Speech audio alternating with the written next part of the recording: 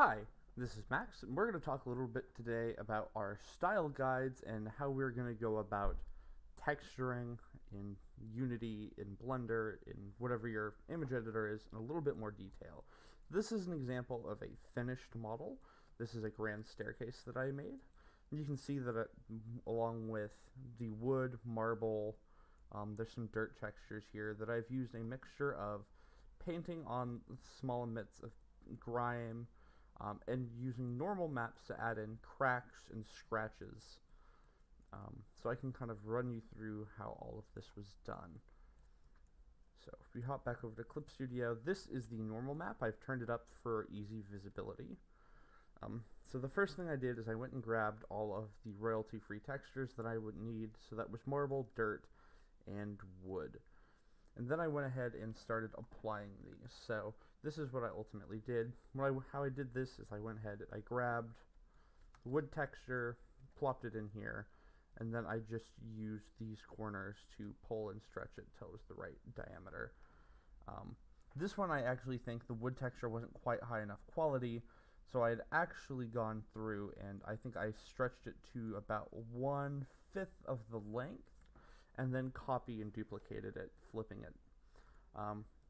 The texture is not perfect. There are definitely places in the wood seam where it kind of overlaps in the middle, but it's hardly noticeable. When you're looking at the model, you almost can't even notice it in real-time lighting, so I don't think it's a big deal to really have to worry about. So after I applied this wood texture here, I grabbed a big slash of the marble texture, and then I had to hand go through and cut out all of the lines. Things aren't perfect. There are places where it bleeds through a little bit, but ultimately it looks pretty much fine. So I went ahead and I did that. Then I went to the different spots, just adding the marble texture. For the most of these, it was fairly simple. This one was a little bit more difficult. I wanted this to be wood, so I went ahead and I took the wood texture.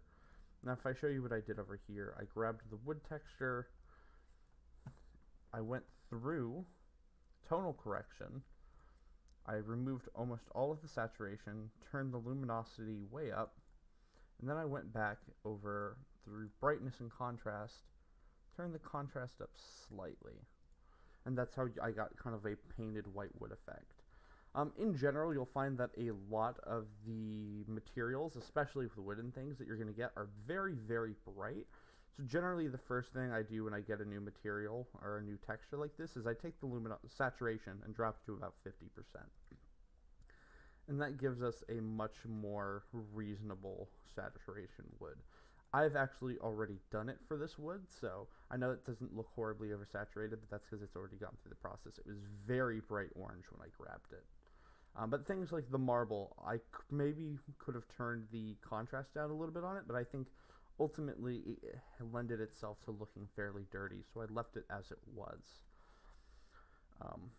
Next thing I did is I just hand drew kind of a railing. I drew one, then stretched it so it fit inside of here numerous times. Since this is a background, you can see that it is transparent underneath here, and that pops through in here.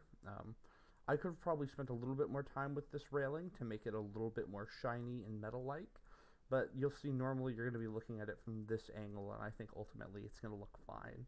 And I didn't want to spend way too much time on something that wasn't going to be seen that much. Hop back to Clip Studio. So at this point you can see that that's all I had to do to get all of my basic colors. This is the basic material. But what you'll find is that's obviously very different from what we had here. The next thing I went through and did is I went through and added a normal map. So what is so I can explain a little bit more in detail how I go about making the normal maps.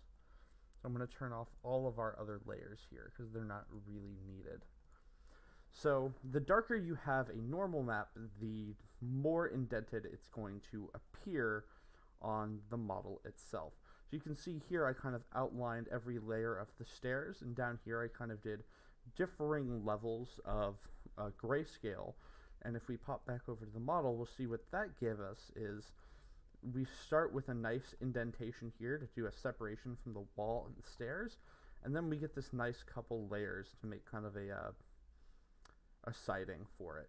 And then I did this nice, very heavy crack. Generally, if you're going to be doing cracks and things, you're going to want to go fairly dark with your lines. I probably could have gone even darker with it, but ultimately I think it went really well. Don't also be afraid to actually, if you have a texture that in and of itself has a very nice texture to start with, like this dirt, it has lots of very nice heavy cracks and creases in it. I went ahead and I grabbed it, whatever section of it I was using. I went through, you want to try to remove as much color as you can during the normal map making process. It's not strictly necessary, but it'll help you visualize a little bit. So I turned the saturation down. I turned the luminosity up so that our highs would be very white, because white is kind of your default level. Then I went over to contrast and really cranked it up. So you can see this is a little bit too high because we're losing a lot of our bottom details. But right about at that point where your darkest points become just start to kind of fade away, you want to take it back just a little bit from there. And you can see that ultimately got us a very nice dirt texture, and it actually pops through very nicely. So that gives us some very nice looking dirt there. This texture does have a small problem. I need to go back through and fix that, but ultimately I'm not too worried about it because the staircase is going to be leading to a different level. And if we're ever going to implement actually being able to move between different like floors in a house, this upper space would probably be darkened. So I'm not terribly worried about it.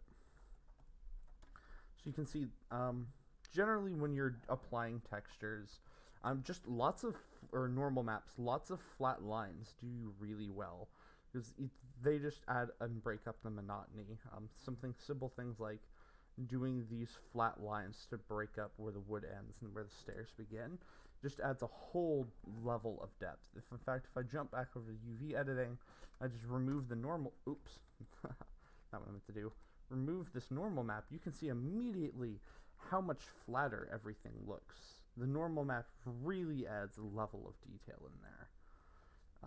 One that can be really deeply appreciated, I think. Oh yeah, the last thing I did is, it's very hard to see because they're very small, but they come up very effectively in the model, is we have all of these tiny scratches, and literally all I did is on my graphics tablet, I just grabbed my pen, and you could even do this with a mouse I have before. I grabbed a kind of a very small brush, and I just made very quick little strikes just everywhere. I tried to keep it within a singular layer of the stair, because it's not very often you're going to have a scratch that goes all the way across multiple levels of a stair. And I tried to keep a lot of them kind of toward the edges, because that's where a lot of your scratches are actually going to appear. So I think those scratches are very effective. They make for a very like depthful staircase, but they only maybe took me 30 seconds to implement. Overall, I think the look that we're getting from this staircase, where it's not photorealistic, it's fairly grimy and grungy just to begin with. I'm very happy with kind of how this style looks. I think ultimately it'll work for our game. It's not terribly hard to texture, which I think is a major advantage for us. So you can kind of use this and the grandfather clock as two references for how we're going to be making textures in Blender. I might go through and grab a handful more really nice photo references for things, but generally whenever I am modeling things, I am just looking at pictures of the thing that I am texturing and trying to see what the different materials and stuff that do pop up on these things are. And also just even like, so I looked up grand staircase for this one, but if you look up dirty grand staircase or abandoned grand staircase, you'll find lots of good ideas for what something that is old should look like. Just a moment. Yeah, so just use your references to the best of your ability. Yeah, and just lots of doing things. You can see here, this is how weathering worked whenever I was doing the weathering. The weathering mostly came down to, and this is just another pass whenever you're making things look dirtier, is I got a very low transparency brush,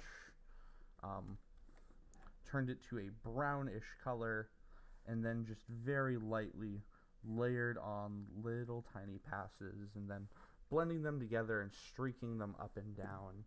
That's a really good way to get things to look a lot more dirty.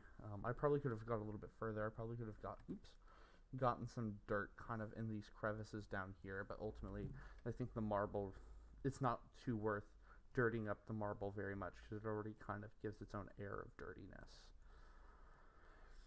Alright, well, that was a quick tutorial on how I've gone about texturing things like this. I think if you can get something of this level, it's going to be a really nice result. So I'm looking forward to seeing what you guys can make.